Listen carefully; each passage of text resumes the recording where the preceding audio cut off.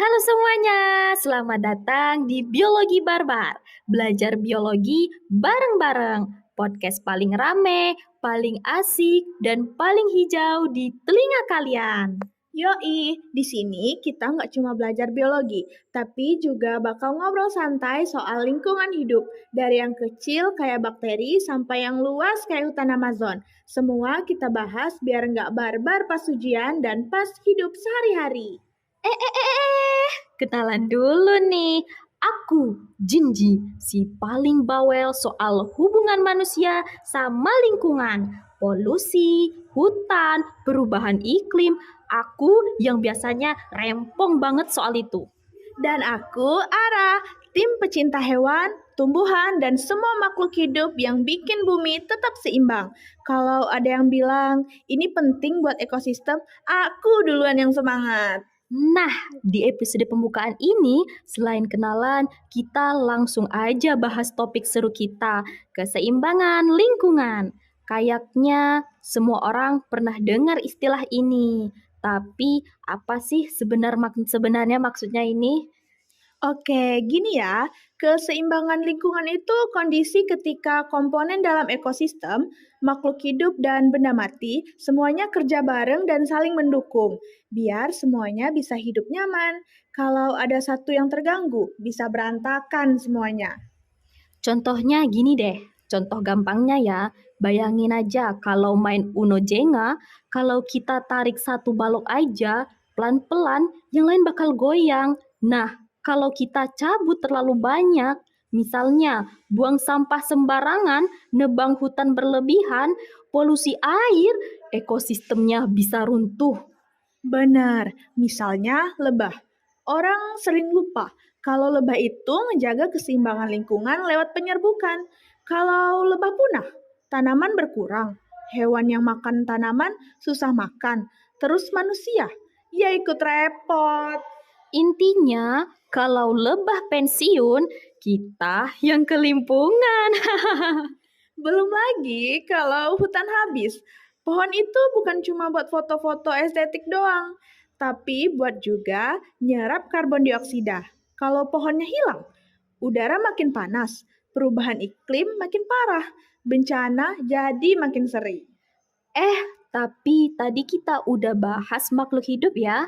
Tapi jangan lupa, lingkungan itu juga terdiri dari komponen abiotik kayak cahaya, matahari, air, tanah, suhu, dan udara. Yap, dan serunya komponen biotik dan abiotik itu saling interaksi loh secara terus-menerus. Contohnya nih, tumbuhan butuh cahaya matahari buat fotosintesis. Terus air dan tanah juga penting banget buat mereka tumbuh.